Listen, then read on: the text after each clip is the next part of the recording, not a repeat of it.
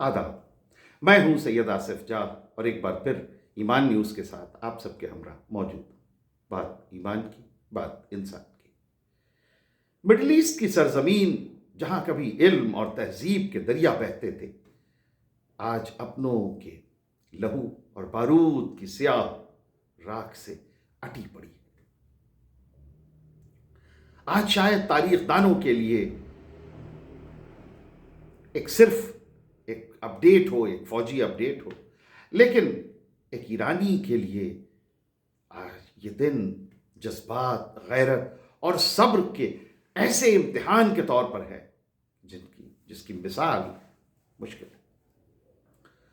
ये जंग जो ईरान पर थोपी गई है, आज एक ऐसे मोड़ पे खड़ी है जहां पूरी दुनिया की सांसें अटकी हुई। आज की सबसे बड़ी सुर्खी वो आर्जी ठहराव है जिसका ऐलान हजारों मील दूर व्हाइट हाउस से हुआ, मगर जिसकी गूंज तेहरान की गलियों से लेकर कुम के मुकद्दस मीनारों तक महसूस की जा रही। अमेरिकी सदर डोनाल्ड ट्रंप ने आज एक ऐसा ऐलान किया जिसने सबको हैरत में डाल दिया। उन्होंने अगले 5 दिनों तक ईरान के पावर प्लांट्स और एनर्जी इंफ्रास्ट्रक्चर पर होने वाले एक्सपेक्टेड हमलों को मुलतवी कर दिया।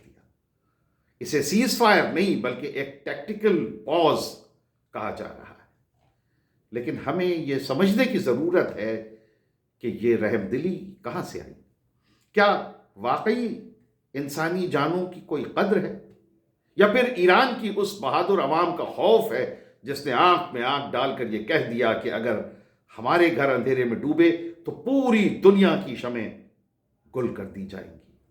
ओमान की मेडिएशन में जो गुफ्तगू चल रही है वो पुरुम्मीद जरूर है, मगर हम ये भी जानते हैं कि मगरूर ताकतों के वादे कितने खोखले होते हैं।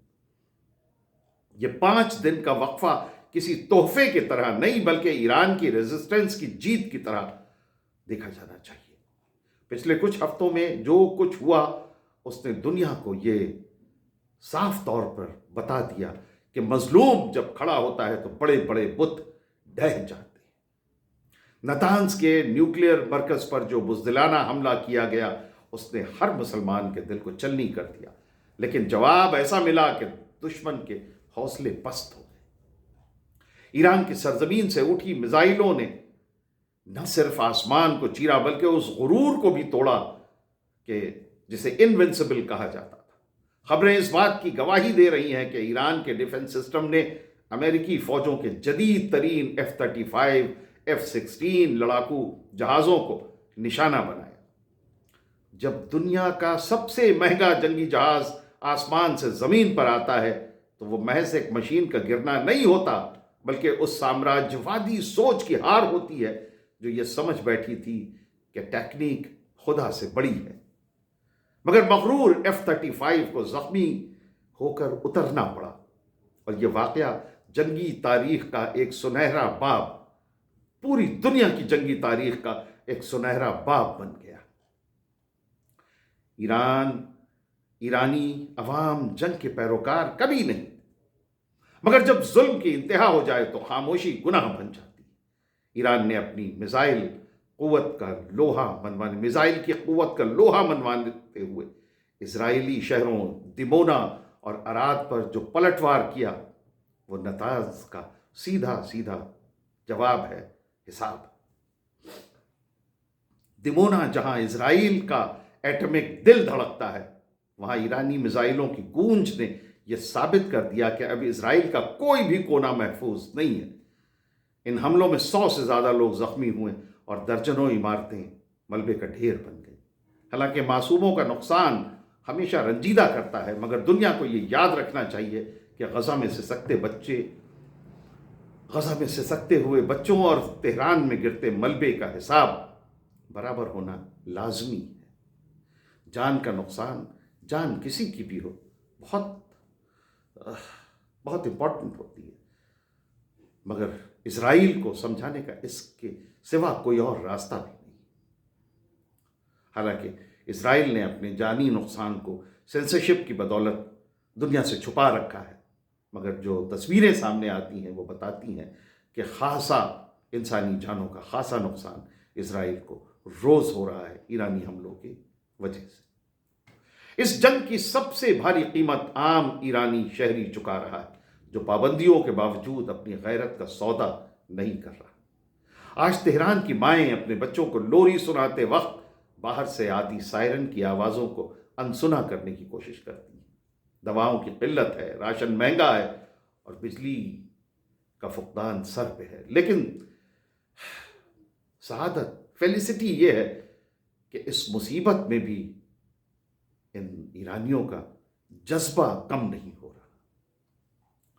ईरान की तरफ से स्ट्रेट ऑफ हॉर्मुज़ को बंद करने की जो धमकी दी गई है, वो दरअसल दुनिया को कि सोई हुए ज़मीर को जगाने की एक कोशिश है। ये पैगाम है कि अगर मुस्लिम मुल्कों की रगों का खून बहाया जाएगा तो दुनिया की इकॉनमी की रगों का तेल भी रोक दिया जाएगा। यह हक और बातिल की वो लड़ाई है जहां हार और जीत का फैसला मिसाइलों से नहीं बल्कि सब्र और इस्तिकामत से हो।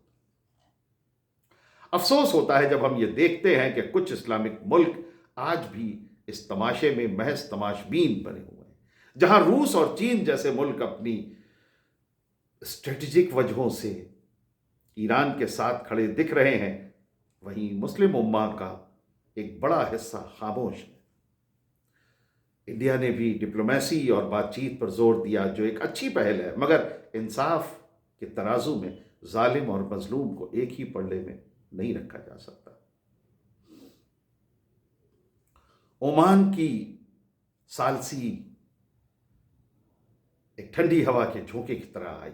मस्कट में हो रही गुफ्तगू में ईरान के वजीर खारजा ने साफ कह दिया कि हम अमन चाहते हैं मगर सर झुकाकर नहीं। हम बातचीत करेंगे मगर अपनी सोवेनिटी की कीमत पर बिल्कुल नहीं। तेहरान के आसमान पर जब सितारे नमूदार हो रहे हैं तो हर हाथ दुआ के लिए उठ रहा है। ये 5 दिन का वक्फा जो मिला है, ये एक सांस लेने का मौका है। ये फ्रजाइल ब्रेथ ऑफ पीस यानी अमन की बेहद नाजुक सी सांस है। अगर इन 5 दिनों में अक्ल और दानिशमंदी से काम नहीं लिया गया तो शायद आने वाला तूफान पहले से कहीं ज्यादा खौफनाक होगा। ईरान ने दुनिया को यह दिखा दिया है कि वो झुकने वालों में से नहीं है। ये जंग सिर्फ जमीन के टुकड़े के लिए नहीं बल्कि उस हक के लिए है जो हर उस मुल्क का हक है जो अपनी आज़ादी से प्यार करता है। हम उम्मीद करते हैं कि ओमान की या और दूसरी मीडिएशन की जो कोशिशें हैं वो कामयाब होंगी और बारूद की राख से अमन का कोई नया चमन खिलेगा। परवरदिगार इस ज़मीन की हिफाजत करे और मासूमों की सिसकियों को जल्द मुस्कुराहट में तब्दील कर दे। आमीन इलाही आमीन। तो ये था ईमान न्यूज़ पे हमारा आज का वीडियो। ईमान न्यूज़ के साथ अपनी मोहब्बतों का सिलसिला बदस्तूर जारी रखिए। हमारे चैनल को सब्सक्राइब कीजिए, हमारे वीडियोस को लाइक कीजिए, शेयर कीजिए, फॉरवर्ड कीजिए और अपनी बातें, अपने ख्यालात, अपने तासुरात कमेंट्स के ज़रिए हम तक पहुंचाइए। बहुत बहुत शुक्रिया। खुदा हाफिज़।